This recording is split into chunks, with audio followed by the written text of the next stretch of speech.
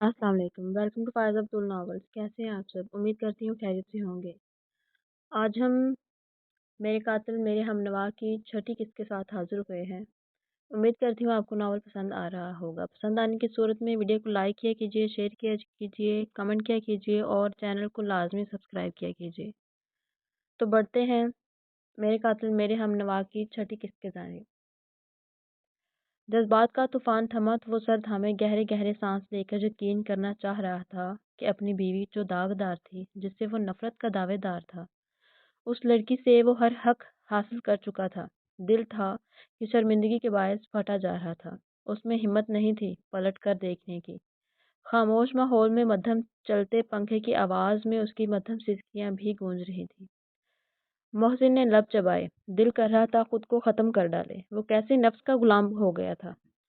वो कैसे उस लड़की के वजूद के साथ जबरदस्ती हकूक हासिल कर गया था। वो कैसे उस लड़की की इज्जत नफ्स को मजरू कर गया था। ये उसने क्या किया? गहरे सांस लेकर वो हया के साथ नीम दराज हुआ, जिसकी सिसकियां यकदम साकत हुई थी। सांस रोककर वो सिसकियों का गला घोंट रही थी। हया। मोहसिन ने हिम्मत करते हुए उसका नाम पुकारा था। पहली बार उसका नाम लिया था, इंतहाई सुकून से, बेहद शर्मिंदगी से। जवाब में हया उसकी चारपाई के साथ पड़ी दूसरी चारपाई पर अपने पोर पोर जख्मी वजूद को मुंतकिल कर गई थी। मोहसिन ने उसके गुरेज को देखा और लब भेज गया। अभी बात का ये मौका महल नहीं था। अभी जो कुछ हुआ था वो हया से उसी बर्ताव की तवक्को रखता था। दाएं जानब करवट लेता वो सर के नीचे बाजू रख गया। वो उसकी बीवी थी। वो उसके वजूद का मालिक था। वो लड़की जो उसकी बीवी भी थी, वो एक दागदार लड़की भी थी, जिस पर गैर मर्द को तन्हाई में मिलने और उसके संग भागने का इल्ज़ाम था। और अब उसकी कुर्बत जो मुयस्सर हुई तो वो ये बात वाज़ेह जान गया था कि ये लड़की पाक दामन थी। मर्दों के साथ तन्हाई में मिलने का महज इल्ज़ाम था। उसकी बीवी को फ़कत उसने छुआ था। यह एहसास ही फ़रत बख्श था। वो उसकी महबूबा थी, उससे चाहता था, मोहब्बत करता था, लेकिन नफ़रत का भी दावेदार था।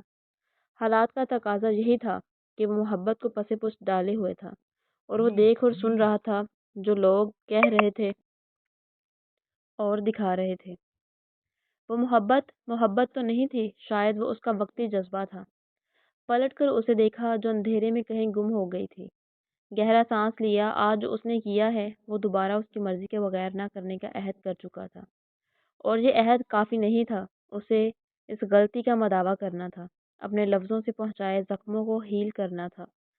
दिलो दिमाग को तस्कीन मिली तो नींद की देवी उस पर गालिब होने लगी थी और कुछ ही वक्त में वह मुकम्मल नींद में गर्क हो गया था।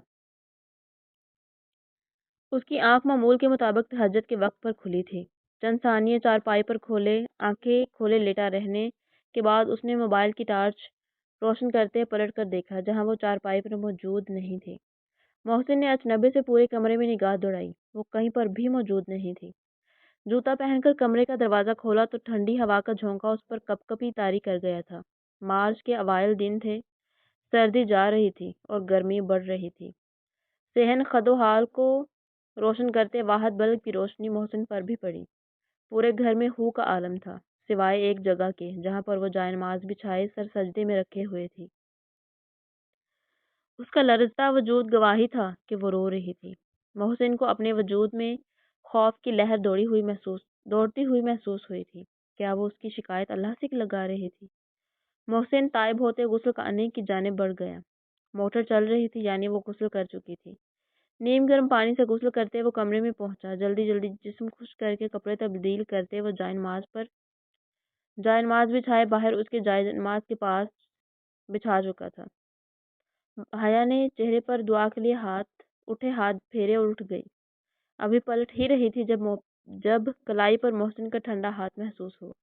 हया ने लब दबाए। प्लीज।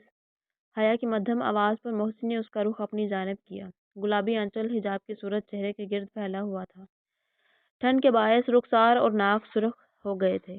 मेरी ख्वाहिश थी मेरी हमराही में हया नमाज अदा करती।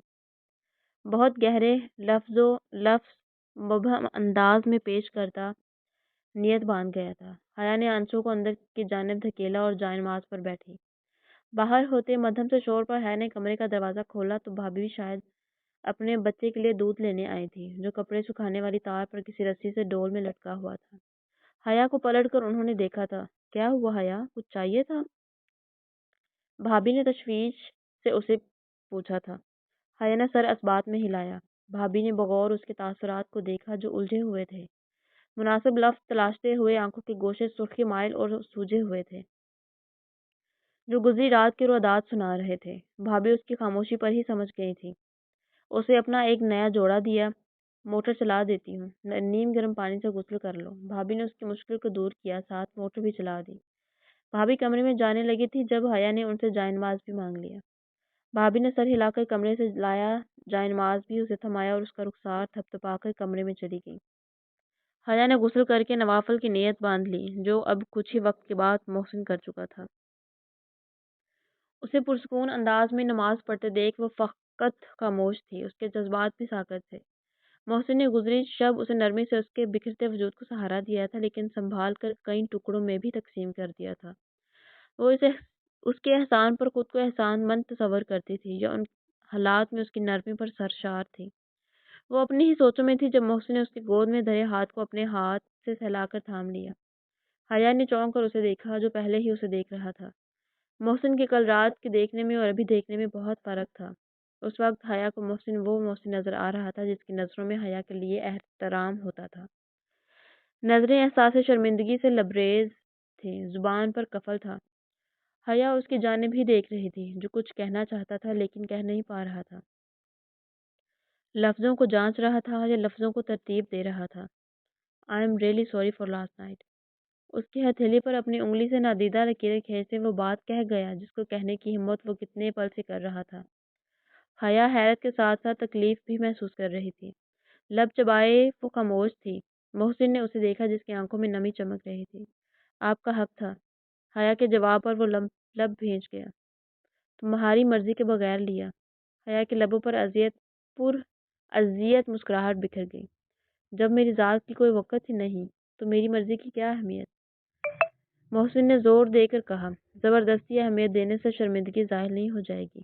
آپ مرد بنے محسن، مردوں پر دھونس رعب و ہیبت جچتا ہے، شرمندگیوں معافی نہیں۔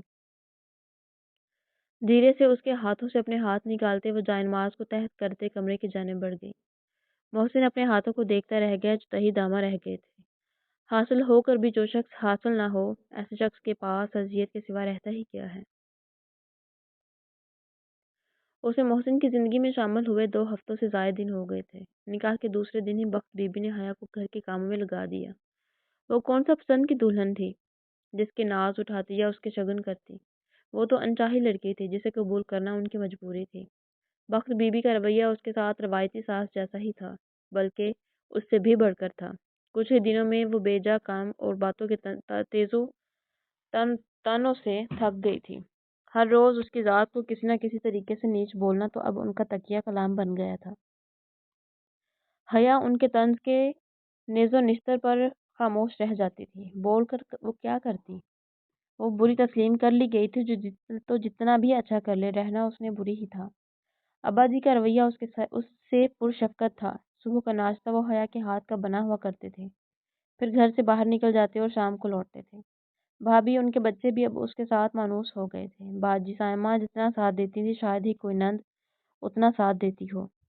وہ اچھی تھی تو حیا اسے کئی گنا زیادہ اچھا بن کر زندگی کی تلخیوں پر گزارا کر رہی تھی۔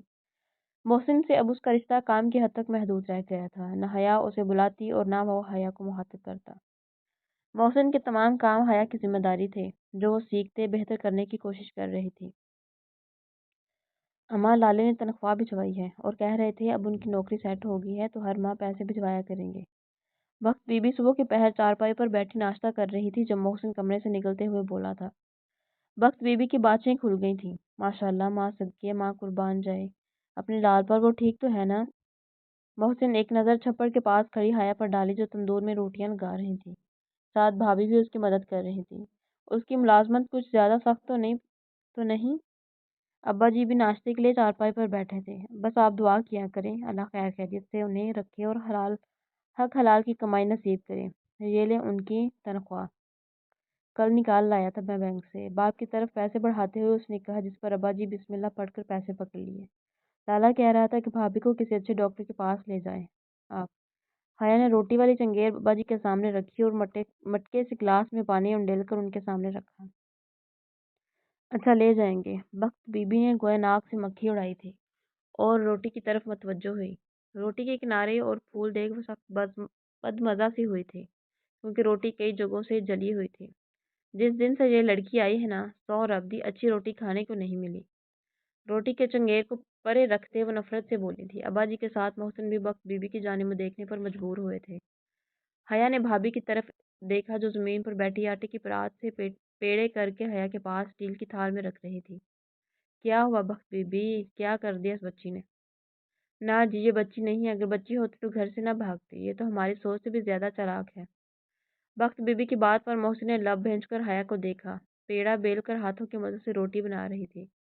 چہرہ شرمندگی سے لبریز تھا۔ نہ بی بی، یوں نہیں کہتے۔ تو بتا ہوا کیا ہے؟ ابا جی نے انہیں ٹوک دیا۔ حیا نے روٹی کو چھوٹی سی گدی پر رکھا اور تھوڑا سا پانی لگا کر تندور میں لگانے کے لیے جھکی تھی جب آنکھوں میں آنسو ہونے کے باعث نظر نہیں آیا اور بازو تندور سے لگ گئی۔ اچانک ہوئی جلن پر وہ سسک پڑی تھی، لیکن سسکی کو لب دبا کر وہ سہ گئی۔ یہ پوچھے کیا نہیں ہوا؟ کبھی آگ نہیں جلانا آتی، کبھی سالن جلا ہوا ہوتا ہے، کبھی چائے میں چینی تیز ہوتی ہے، کبھی روٹیاں جلی ہوئی ہوتی ہیں۔ نہ مجھے تو یہ بتا، کوئی ایسا کام ہے جو تو ڈھنگ سے کرتی ہے؟ وقت بی بی چارپائی سے اٹھ کر حیا کی طرف جاتے ہوئے بولی تھی جو سفید بازو کی جلی چمڑی پر ہاتھ رکھے ہوئے تھی۔ محسن چارپائی سے اٹھا، قدم بڑھانے چاہے لیکن نہ بڑھا سکا۔ وقت بی بی ناراض کیوں ہوتی ہے؟ بچی ہے، سیکھ جائے گی۔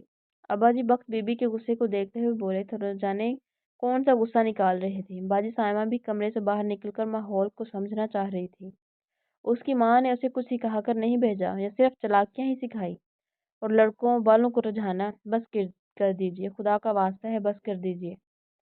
بخت بی بی کے سامنے ہاتھ جوڑتے وہ رو پڑی تھی۔ مجھے چاہے جو مرضی کہہ لے لیکن میرے والدین کو نہیں۔ خدارا انہیں کچھ نہ کہے، میں یہ برداشت نہیں کروں گی۔ سسک کر کہتی وہ بخت بی بی سمیت سب کو حیران کر گئی تھی۔ جڑے ہاتھوں سے جلی بازو واضح نظر آ رہی تھی۔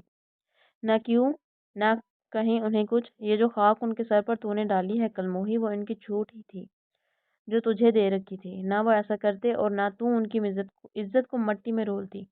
یہ سب ان کی غلطی ہے اور بھگتنی ہمیں پڑ رہی ہے۔ کمر پر ایک ہاتھ رکھتے بخت بی بی دوسرا ہاتھ نچا کر زخر خون باتیں کر رہی تھی۔ حیا نے بے بسی سے آنکھیں بند کی تھی اور مدد نظروں سے محسن کو دیکھا جو لب بھینچے کھڑا ہوا تھا۔ پیار کا دعویٰ کرنے والا اب اس کی توہین بھی کروا رہا تھا۔ آپ نے خود کا سکون خود برباد کیا ہے۔ کسی نے آپ لوگوں سے کہا نہیں تھا کہ اپنے قابل بیٹے کے ساتھ ایک بدکردار اور داغدار لڑکی کو بیاہ دیں؟ آپ کو مجبور نہیں کیا گیا مجھے بھگتنے کے لیے؟ محسن کے بھنچے لبوں کو دیکھ کر وہ مایوس ہوئی تھی۔ اب اسے خود کا مقدمہ خود ہی لڑنا تھا۔ ابا جی بھی اپنی جگہ سے کھڑے ہو گئے تھے۔ بھابھی الگ پریشان کھڑی تھی۔ باجی سائمہ ماں کو خاموش رہنے کا اشارہ کر رہی تھی۔ واہ واہ بی بی، کس خوش فہمی میں ہو۔ تو اس لائق ہے کہ تجھے کوئی عزت دار خاندان اپنی بہو بناتا؟ وہ تو ہم ہی بغیرت تھے جو چوہدری کی بات ٹال نہ سکے اور تجھ جیسی داغدار کو اپنا لیا۔ احسان کیا تجھ پر، تیرے باپ پر، اور احسان کا صلہ تو یوں چکا رہی ہے۔ ارے لعنت ہو بے حیا لڑکی، باپ ہاتھ جوڑ جوڑ منتیں کرتا رہا تجھے میرے ہونہار بیٹے کے نکاح میں دینے کے لیے، اور تو یہ زبان درازیاں کر رہی ہے۔ بخت بی بی کی کیے نئے انکشاف پر وہ ساکت نظروں سے انہیں دیکھتی رہی تھی۔ ابا جی، باجی سائمہ اور بھابھی کیا کہہ کر بخت بی بی کو وہاں سے لے گئی تھی یہ حیا نہیں جانتی تھی۔